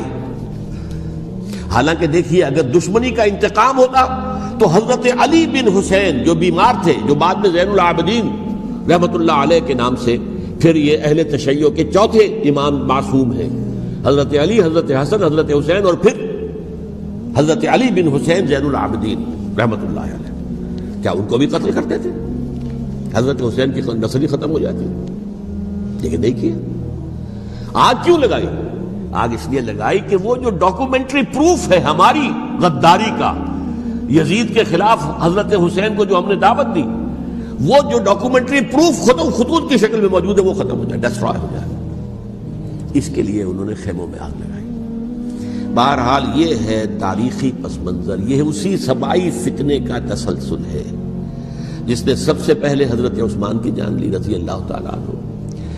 5 سال تک مسلمانوں میں خانہ جنگی رکھی، حضرت علی کو پھر شہید کیا، اور اس کے بعد جو ہے 20 سال حضرت امیر معاویہ کے تو سر نہیں اٹھا سکے، لیکن پھر جب ایک چینج اوور ہو رہا تھا تو اس وقت انہوں نے موقع غنیمت سمجھا کہ اب کھڑے ہو جاؤ اور اب دوبارہ ایک فتنہ جو ہے اس کو امت کے اندر پیدا کر دو۔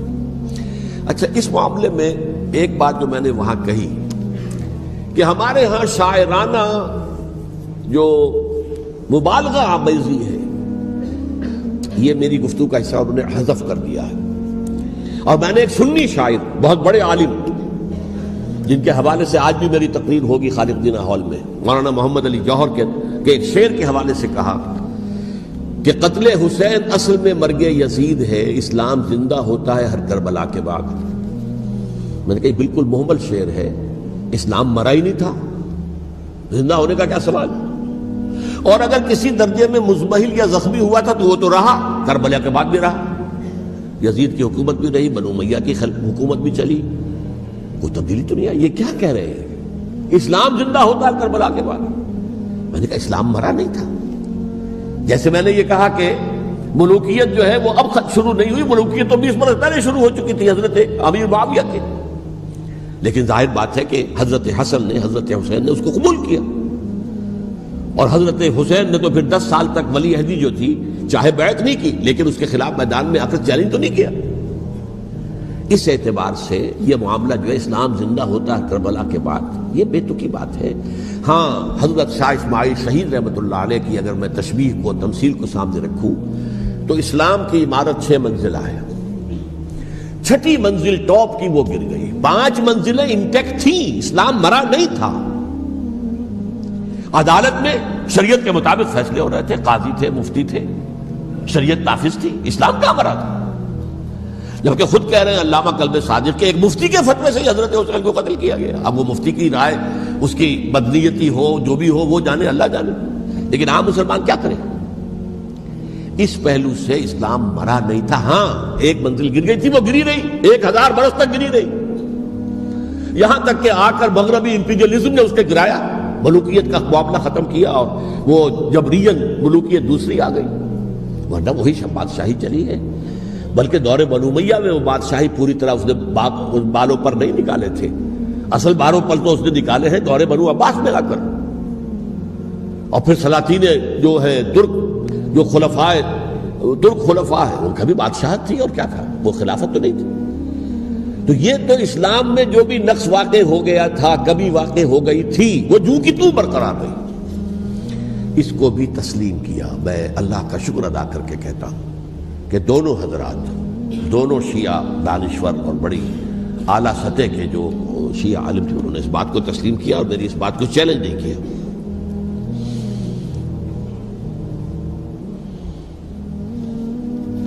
اصل میں تیسری بات میں نے یہ کہی کہ دیکھیے حضرت حسین رضی اللہ تعالی عنہ کی اس شہادت کے بعد، اس کے بعد واقعہ حرہ بھی ہوا، جو واقع کربلا سے بھی بعض اعتبارات سے زیادہ بھیانک اور زیادہ گھناؤنا واقعہ بنو امیہ کی تاریخ ہے، جس کو لوگ جانتے ہی نہیں۔ مدینہ کے کچھ لوگوں نے بغاوت کی اور انہوں نے اس کے خلاف فوج بھیجی، اور فوج کو جب مدینہ فتح کر لیا، 3 دن کے لیے حلال کر دیا، جو چاہو کرو، یہاں جسے چاہو مارو، جسے چاہو لوٹو، جس کا گھر چاہو برباد کرو، جس عورت کو چاہو ریپ کرو، اور یہ مدینہ النبی کے اندر ہوا۔ تو کاٹ کھانے والی ملوکیت کے اندر بہت سے واقعات ہوئے۔ عبداللہ ابن زبیر کھڑے ہوئے، انہوں نے حکومت قائم کی تھی، لیکن یہ کہ وہ تو 6 سال کے لیے کامیاب بھی رہے، ایک حکومت قائم کی، بنو امیہ کے ہاتھ پر بیعت نہیں کی، بالآخر ان کی حکومت بھی ختم ہو گئی۔ پھر حضرت زید کھڑے ہوئے، انہوں نے بغاوت کی، وہ بھی ناکام رہ گئے۔ پھر بنو عباس میں کھڑے ہوئے حضرت نفس زکیہ، حضرت حسن رضی اللہ تعالیٰ عنہ کی اولاد میں سے، وہ بھی ناکام ہو گئے، شہید ہو گئے۔ پھر یہ سمجھ لیا گیا کہ اب یہ جہاں تک چھٹی منزل ہے وہ تو دوبارہ تعمیر نہیں ہو سکتی، یہ تو جس کی لاٹھی اس کی بھینس، جس کے پاس طاقت ہوگی اس کی حکومت ہوگی، جس کا قبیلہ زیادہ قوی ہوگا، جس قبیلے میں زیادہ عصبیت ہوگی، مضبوط ہوگا، متحد ہوگا، طاقتور ہوگا، اسی کی حکومت ہوگی۔ البتہ اس کے نیچے لوگوں کے اخلاق کی اصلاح کرو۔ صوفیاء کرام نے وہ کام اپنے ذمے لیا، اور بالکل وہی کام ہے کہ جو ائمہ اہل بیت کرتے رہے۔ حضرت حسن کی اولاد میں پھر حضرت علی بن حسین رضی اللہ تعالی، حضرت حسین کی اولاد میں پھر امام محمد باقر، امام محمد جعفر صادق، اور اس کے بعد بھی 5 اور، کسی نے بغاوت نہیں کی۔ جیسے علماء کرام کام کر رہے تھے اور جیسے صوفیاء کرام کام کر رہے تھے، ایسے ہی وہ مسلمانوں کی علمی تربیت، روحانی تربیت و تزکیہ کر رہے تھے، کسی نے حکومت کو چیلنج نہیں کیا۔ نوٹ کر لیجیے اس بات کو۔ حضرت علی نے بھی چیلنج نہیں کیا تھا، حضرت حسن نے چیلنج نہیں کیا، خود صلح کر لی۔ تو ائمہ اہل بیت جو 12 یہ گنتے ہیں، جن میں سے آخری جو ہے حضرت مہدی کو تو ابھی ظاہر ہونا ہے، ان کے عقیدے کے مطابق وہ روح پوش ہیں، وہ ظاہر ہوں گے۔ لیکن 11 حضرات کے بارے میں یہ کہ حضرت حسین کے سوا کسی نے بھی چیلنج نہیں کیا وقت کے نظام میں، اور حضرت حسین نے بھی اس مغالطے پر کیا کہ کوفی ساتھ دیں گے، اور یہ موقع ہے کہ یہ جو چھٹی منزل اسلام کی گر گئی ہے اسے دوبارہ تعمیر کر دیا جائے۔ انہوں نے خلافت کا دعویٰ نہیں کیا تھا، یہ انہیں عوام کو مغالطے میں مبتلا کیا گیا کہ یہ خلافت کا مدعی ہو کر سامنے آیا۔ جیسا کہ میں نے آپ سے کہا تھا، امیر معاویہ نے حضرت علی کے عہد خلافت میں کبھی خلافت کا دعویٰ نہیں کیا، مدعی خلافت نہیں تھے وہ تو یہ کہتے تھے کہ قاتلان حسین جو ہے، قاتلان عثمان کو سزا دو، قصاص دو، بس۔ اسی طرح حضرت حسین نے بھی، اب دیکھیے اس ضمن میں اس میں کوئی شک نہیں ہے، حضرت حسین رضی اللہ تعالی عنہ کی جو شہادت ہوئی ہے، ان کے ساتھیوں کی، اعزاء و اقارب کی، تاریخ انسانی میں یہ عزم، ہمت، شجاعت، مثابرت، صبر، استقلال، استقامت، اس کی بہت روشن مثال ہے، بہت روشن مثال ہے، بہت روشن مثال ہے۔ لیکن اس سے تاریخ کی رفتار پر کوئی اثر نہیں پڑا۔ وہ جو ملوکیت آ گئی تھی وہ اور گہری سے گہری ہوتی چلی گئی۔ واقعہ کربلا کے بعد تو واقعہ ہررا ہوا، میں نے گنوا دیا، اس سے زیادہ تو میرے خیال میں کہ اور ہمارے لیے لائق شرم جو ہے کوئی واقعہ ہے ہی نہیں اس پہلو سے۔ لیکن حضرت حسین کا ایک، اب ان کو یہ کہ میں مطلب یہ کہ اگر میں ان کے ہاتھ پر بیعت کر لیتا ہوں، جو کہ اس وقت سامنے موجود تھے، کہ یزید کی بیعت تمہارے ہاتھ پر کرتا ہوں، تو گویا کہ اپنے آپ کو سرنڈر کر دیتے۔ وہی خطرہ جو امیر معاویہ کو تھا کہ مجھے وہ تو پہنچنے بھی نہیں دیں گے علی تک رضی اللہ تعالیٰ عنہ، اور مجھے پہلے ہی شہید کر دیں گے، یہی خطرہ حسین کو تھا رضی اللہ تعالیٰ عنہ کہ مجھے یزید تک پہنچنے نہیں دیں گے، پہلے ہی قتل کر دیں گے۔ اور ویسے بھی یہ ایک شرافت، مروت اور حمیت اور غیرت اور عزت نفس کا تقاضا بھی تھا کہ بھائی معاملہ ہے یزید کا، میرا مجھے وہاں جانے دو، اللہ اللہ خرسنا، یو کین اسکورٹ می، میرے دائیں بائیں چلو تاکہ میں کہیں اور بھاگ نہ جاؤں تمہارے خیال میں، مجھے وہاں پہنچا دو، میں وہاں پہ جا کے اس سے معاملہ کر لوں۔ لیکن انہوں نے قتل کیا، اصل قاتلان کوفی، وہی سبائی۔ البتہ یہ ہے کہ اس واقعے کی جو یادگار ہے اس میں کوئی شک نہیں ہے کہ اس نے مسلمانوں میں سے ایک گروہ کے دل میں قربانی اور شہادت کا جذبہ بہت پیدا کیا، اس میں کوئی شک نہیں۔ اور جس طریقے سے کہ عاشورہ محرم میں یاد منائی جاتی ہے، جس طریقے سے اس نے اہل تشیع کے اندر قربانی کا جذبہ بے انتہا پیدا کر دیا، اگرچہ وہ جذبہ بروئے کار نہیں آتا، اس لیے کہ ان کے ہاں یہ عقیدہ ہے، یہ طے ہے کہ جب تک حضرت مہدی ظاہر نہیں ہوں گے ہم کسی کے خلاف بغاوت نہیں کریں گے۔ یہ پوری تاریخ میں ان کا معاملہ رہا، تمام جو ہے ائمہ اہل بیت کا معاملہ رہا، جب تک مہدی نہیں آتے keep sitting and keep waiting, wait and see, that's all. یہ تو خمینی صاحب نے کیا ہے، آیت اللہ خمینی صاحب نے، کہ انہوں نے یہ ایران کے شیعوں کو باور کرایا کہ بھائی جب آئیں گے حضرت مہدی آ جائیں گے، لیکن ہم اب ہاتھ پر ہاتھ رکھ کر بیٹھے رہیں، باطل کو چیلنج بھی نہ کریں، ہمیں کچھ تو کرنا چاہیے، وہ ہاتھ پاؤں ہلانے چاہیے، اور کچھ نہیں تو مہدی کا راستہ جو ہے صاف کرنا چاہیے، تمہید کرنی چاہیے، ان کے راستہ ہموار کیا جائے۔ تو یہ ان کی بڑی عظمت ہے آیت اللہ خمینی صاحب کی کہ اہل تشیع ایران کے جو ہے ان سے انہوں نے یہ بات منوا لی کہ ہم بالکل انرٹ نہیں بیٹھے رہیں گے، بلکہ اب انہیں نائب امام قرار دے کر اور ولایت فقیہ کے فلسفے کے حوالے سے، یہ دو چیزیں ان کی جو ہیں بنیادی فلسفے کی ہیں، وہ اس وقت میرا موضوع نہیں ہے، انہوں نے عوام کو ایسا کھڑا کیا ہے کہ 20,000 سے لے کر 30,000 کے درمیان انسانوں نے جانیں دے دی، عورتوں کے جلوس نکلے، شیرخوار بچہ گود میں ہے عورت کے، اور گولی کھا رہی ہے اور مر رہی ہے، گر رہی ہے۔ اب سوچئے زندگی کتنی عزیز ہوتی ہے، اور شیرخوار بچے کے لیے ماں کی جو زندگی ہے، اس ماں کو اپنی زندگی کتنی عزیز تر ہوگی کہ اپنے لیے نہیں تو اس بچے کے لیے مجھے جینا ہے، لیکن نہیں، گولیاں کھائیں اور گری۔ یہ جذبہ انہی میں ہے۔ واقعہ یہ ہے کہ اہل سنت کے اندر یہ جذبہ نہ ہونے کے برابر ہے، یہ میں واشگاف الفاظ میں کہہ رہا ہوں۔ پورے عالم اسلام میں صرف شیعہ ایران ایسا نکلا ہے کہ جس نے بادشاہت کا خاتمہ کیا، باقی سعودی عرب میں بادشاہت بیٹھی ہوئی ہے، ڈٹ کر بیٹھی ہوئی، اربوں ڈالر کا ایک ایک محل بنتا ہے ان بادشاہوں کا، اور سنی سن ہے، سن، کوئی حرکت نہیں۔ وہ تو اب جو حرکت ہو رہی ہے وہ اینٹی امریکن حرکت ہے جو ہو رہی ہے، وہ در حقیقت وہ مسئلہ بالکل دوسرا ہے جو اس وقت ہو رہا ہے، لیکن یہ کہ عالم اسلام میں کوئی تحریک ایسے نہیں اٹھی۔ یہ اہل تشیع میں ہے جو بالکل استثنائی بات ہے کہ انہوں نے جو ہے ایسا بادشاہ جس کو کہا جاتا تھا کہ اس کا جو اسلحہ خانہ ہے وہ ایشیا میں سب سے بڑا اسلحہ خانہ ہے، جو 2500 سالہ پرانی جو ایک عظمت تھی ایران کی، اس کو دوبارہ تازہ اور زندہ کرنا چاہتا تھا۔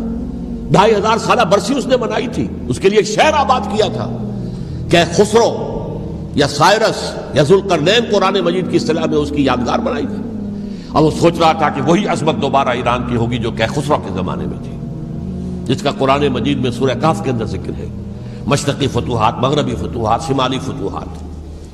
تو وہ بادشاہ ہے، اس کو بھاگنا پڑا ہوا قربانی کی وجہ سے۔ تو یہ جو ہے واقعہ کربلا نے، اس میں کوئی شک نہیں ہے کہ ایک ایسی مشعل روشن کی ہے جس کو کہ ہر شخص کو دیکھنا چاہیے۔ یہ بھی انسان، جیسے کہ اقبال نے ایک شعر کہا تھا غالب کے لیے، فکر انسان پر تیری ہستی سے یہ روشن ہوا ہے، پرے مرغ تخیل کی رسائی تاک ہو جا۔ تو فکر انسان پر حضرت حسین کی قربانی سے یہ واضح ہوا ہے کہ انسان کس حد تک جا سکتا ہے قربانی دینے کے لیے اپنے کسی مقصد کے لیے۔ مقصد ان کا جو تھا، میں نے اسی لیے آیت پڑھی تھی، معاذ اللہ ثم معاذ اللہ۔ میں ایک آخری بات جو کہہ رہا ہوں وہ نوٹ کر لیجئے، ایک خاص انتہائی نقطہ نظر کے عام کیے جانے کی وجہ سے سنیوں میں بھی ایک انتہائی رد عمل پیدا ہوا ہے، ایکسٹریم رائٹسٹ سنیز۔ اگر ایک طرف سے حملہ کیا گیا ہے حضرت عثمان کی نیت پر، ان کو خیانت کا الزام لگایا گیا، ان پر اقربا پروری کا الزام لگایا گیا، حضرت ابو موسیٰ شریف پر خیانت اور غداری کا الزام لگایا گیا، یہ ساری چیزیں اگر صحابہ کرام کے اوپر ہوئی ہیں، امیر معاویہ پر، امیر اور عمرو بن العاص پر، تو جواب میں کچھ لوگ کھڑے ہو گئے، حضرت علی وہ اقتدار کے طالب تھے، معاذ اللہ ثم معاذ اللہ ثم معاذ اللہ۔ یہ اہل سنت کا موقف نہیں ہے۔ حضرت حسین اقتدار کے طالب تھے، ہرگز نہیں، ہرگز نہیں، ہرگز نہیں۔ وہی اصول جو میں نے بتایا تھا سب کے لیے لاگو رہے گا، وہ امیر معاویہ کے لیے ہے تو حضرت علی کے لیے بھی ہے، حضرت حسین کے لیے بھی ہے۔ کہ نیک نیت ہے، آپ ان کی کسی رائے سے اختلاف کر سکتے ہیں لیکن ان کی نیت پر حملہ نہیں کریں گے۔ نیت پر حملہ کریں گے آپ کا ایمان بالرسالت جو ہے وہ مجروح ہو جاتا۔ یہ رسول کے ساتھ بھی، رسول نے ان کا تزکیہ کیا، یتلو علیہم آیاتہ ویزکیہم، اس کا سارا عمل محمد کا کیا ہوا صلی اللہ علیہ وسلم۔ تو صحابی کے معاملے میں یہ ہمارے ہاں ان کو اہل سنت جو ہیں جو معتدل مزاج کے، اکثریت ان کی، یہ تو چند لوگ ہیں، ذرا قلم چلا لیتے ہیں تو ان کی بہت سی کچھ چھوٹی چھوٹی کتابیں بھی شائع ہو گئی ہیں بہت، لیکن انہیں اہل سنت نے قرار دیا ناسبی یا خارجی۔ جیسے خوارج نے کہا تھا حضرت علی بھی کافر ہیں اور حضرت امیر معاویہ بھی کافر ہیں، حضرت عمرو بن العاص بھی کافر ہیں، معاذ اللہ ثم معاذ اللہ۔ ایسے ہی کچھ لوگ حضرت حسین پر بھی الزام لگاتے ہیں کہ اقتدار کی ہوس اور طلب کے اندر انہوں نے یہ سارا سفر کیا تھا، اور بس یہ ہے کہ وہ جو بازی تھی وہ ہار گئے. اللہ اللہ خیر صلی اللہ، اس سے آگے کیا ہے معاملہ؟ نہیں، معاذ اللہ ثم معاذ اللہ. اسی لیے میں نے آیت آج جو پڑھی تھی ایک اور جو بہت بظاہر آپ کو معلوم ہوئی ہوگی، غیر متعلق ہے میرے آج کے عنوان سے. تلک الدار الآخرۃ نجعلھا للذین لا یریدون علوا فی الارض ولا فسادا. یہ سورہ قصص کے آخری آیات میں سے. دیکھو یہ آخرت کا گھر جو ہے وہ ہم خاص کر دیں گے ان لوگوں کے لیے جو اس زمین میں اپنے اقتدار کے طالب نہیں ہوتے. زمین میں اقتدار کے طالب ہوگے فساد ہو جائے گا. تم بھی طالب، میں بھی طالب، جھگڑا ہوگا، لڑائی ہوگی، دنگا ہوگا، فساد ہوگا. تلک الدار الآخرۃ نجعلھا للذین لا یریدون علوا فی الارض ولا فسادا. جو لوگ زمین میں اپنے اقتدار کے طالب اور اس کے نتیجے میں فساد پیدا کرنے والے نہیں ہیں، ان کے لیے ہم نے آخرت کا گھر خاص کیا ہے. والعاقبۃ للمتقین، اور عاقبت جو ہے، انجام کار، آخرت جو ہے وہ تو متقیوں کے لیے ہے. اسی میں آئیں گے سب صحابہ کرام، خواہ وہ حضرت علی ہے رضی اللہ تعالیٰ عنہ، اور خواہ وہ حضرت امیر معاویہ ہیں، حضرت عثمان ہیں رضی اللہ تعالیٰ عنہ، خواہ حضرت حسن ہے، حضرت حسین ہے رضی اللہ تعالیٰ عنہ، خواہ عبداللہ ابن زبیر ہے، خواہ عبداللہ ابن عباس ہے، خواہ عبداللہ ابن عمر ہے رضی اللہ تعالیٰ عنہم اجمعین. اس اصول کو سامنے رکھ کر اختلاف آپ کر سکتے ہیں کسی سے بھی، لیکن کسی کی نیت پر حملہ کریں گے تو اصل میں آپ کا ایمان بالرسالت مجروح ہو جائے گا. علی کو نبی اکرم صلی اللہ علیہ وسلم نے اپنا نائب بنا کر چھوڑا تھا جب غزوہ تبوک میں جا رہے تھے مدینے میں. حضرت علی نے کہا کہ مجھے آپ عورتوں کے ساتھ بٹھا کے جا رہے ہیں. فرمایا تمہارا مقام میرے ساتھ وہی ہے جو موسیٰ کے ساتھ ہارون کا تھا. ہارون کو چھوڑ کر گئے تھے نا یہودیوں کے پاس جب گئے تھے تورات لینے کے لیے، تو تمہارا وہی مقام ہے میرے ساتھ. تو یہ حضرت علی ہے رضی اللہ، ان کے بارے میں میرا، ان کی کیا عظمت میری نگاہ میں. تو یہ 3 کتابچے ہیں، مجھے نہیں معلوم تیسرا یہاں ہے یا نہیں ہے. بہرحال آپ لوگوں کو ریکمینڈ کر رہا ہوں کہ ان کا مطالعہ کریں. اب یہ کہ آخری بات یہ کہ اصل ہمارے کرنے کا کام کیا ہے. دیکھیے کیوں نہیں کیا کسی نے بھی خروج کا معاملہ، وہ میں واضح کر چکا ہوں. بغاوت نہیں کی، کیوں؟ ایک تو ریاست اور حکومت میں فرق نہیں تھا. ذرا کھڑا ہو اور وہ باغی قرار پائیں گے، واجب القتل ہو جائیں گے، فتوے کی زد میں آ جائے، یہ معاملہ تھا. اور دوسرے یہ کہ عمارت پوری گری نہیں تھی، ایک منزل گری تھی نا. آج ہم کہاں کھڑے ہیں؟ پوری عمارت گری ہوئی ہے. نہ شرعی عدالتیں ہیں، نہ شرعی فیصلے ہیں، نہ احکام الہی نافذ ہیں، نہ حدود اور قصاص کے معاملات ہیں، کچھ بھی نہیں. ہمارا فرض کیا ہے؟ حضرت حسین کی مدح کرتے رہیے، تعریف کرتے رہیے، صحابہ کرام کی مدح کرتے رہیے، مدح صحابہ، اس کے لیے مجلسیں قائم ہو رہی. بھائی کر کیا رہے ہو؟ تھے تو آبا وہ تمہارے ہی، مگر تم کیا ہو؟ ہاتھ پر ہاتھ دھرے منتظر فردا ہو. تلک امت قد خلت لہا ما کسبت ولکم ما کسبتم. وہ تو ایک امت تھی جو چلی گئی، اللہ کے ہاں پہنچ گئے. جو کچھ انہوں نے کمایا وہ ان کے لیے، تمہارے لیے نہیں ہے. تمہارے لیے وہ ہوگا جو تم کماؤ گے. ہمارے لیے راستہ اب یہی ہے کہ خلافت راشدہ کے مکمل نظام کو اثر نو قائم کرنے کے لیے منہج انقلاب نبوی کو اختیار کریں. میری کتاب اس پر، کیسٹس اس پر، آڈیو کیسٹس، ویڈیو کیسٹ، سی ڈیز، نہ معلوم ڈی وی ڈی، سب کچھ موجود. سیرت النبی پر تو میں عرض کر چکا ہوں. فلسفہ سیرت النبی سمجھنا ہے تو میری کتاب پڑھیے، ورنہ سیرت النبی آپ پڑھ لیں گے، واقعات معلوم ہو جائیں گے. فلسفہ سیرت سامنے نہیں آئے، اس کا آپ مطالعہ کریں گے میری کتاب سے. اور دوسرے یہ کہ یہ خلافت قائم کرنے کے لیے جو جد و جہد ہم کر رہے ہیں، تحریک خلافت پاکستان جس کا میں داعی ہوں ادنا سا، وہ تنظیم نہیں ہے، میں اس کا امیر نہیں، وہ ایک تحریک ہے. جیسے تحریک پاکستان کہلاتی تھی جس کی تنظیم تھی مسلم لیگ، پارٹی کا نام مسلم لیگ تھا، لیکن تحریک پاکستان. اس طرح تحریک خلافت پاکستان وہ ہم نے چلائی ہے تنظیم اسلامی کے تحت. یہ خلافت جب پہلی چلی تھی آج سے 84 سال قبل، نومبر 1921 میں خالد دینا ہال میں وہ مقدمہ چلا تھا، جس کے نتیجے میں بڑے بڑے جو لیڈر تھے ہمارے، مولانا محمد علی جوہر اور مولانا حسین مدنی اور مولانا ابوالکلام آزاد، ان سب کو 2 سال کی قید کی سزا سنائی گئی تھی. بغاوت، مقدمہ بغاوت، یہ خالد دینا ہال. اسی میں سن 91 یا 92 میں نے 3 دن تقریریں کی تھیں، جن میں آج سے پھر میں 3 تقریریں کرنے والا ہوں، ایک آج شام کو، ایک کل شام کو رات 9 بجے، آج بھی کل بھی، ایک پرسوں اتوار کی صبح کو 10 بجے ہے کیا 11 بجے۔ تو ان میں آپ حضرات شرکت فرمائیں تاکہ اصل جو ہمارے کرنے کا کام ہے، تاریخ کو بھی سمجھنا چاہیے، تاریخ کے عوامل کیا ہیں، کیا پس پردہ عوامل کار فرما تھے، کیا کسی شے کی اصل حقیقت ہے، وہ سمجھنا چاہیے۔ لیکن یہ ہے کہ اس اعتبار سے میں نے جب یہ لفظ استعمال کیا تھا اس مذاکرے میں، لپ سروس، کہ یہ ہم صرف لپ سروس کرتے رہے، مدح کے بیان کرتے رہے، منقبت بیان کرتے رہے، حضور کی نعتیں کہتے رہے، تو اس سے تو بات نہیں بنے گی جب تک کہ وہ فرض منصبی شہادت علی الناس کا جو ہمارے ذمے ہے بحیثیت امت محمد صلی اللہ علیہ وسلم اس کو ادا نہ کرے۔ مجھے خوشی ہے کہ اس کی بھی تائید دونوں حضرات نے کی، ہاں یہ لپ سروس کا معاملہ ہے۔ اللہ تعالی حضرت حسین کے نقش قدم پر چلتے ہوئے، بلکہ اصل میں تو ہمارے لیے اسوہ رسول ہے محمد صلی اللہ علیہ وسلم کا، اس پر چلتے ہوئے ہم پاکستان میں اسلام کا نظام خلافت قائم کرنے کی جدوجہد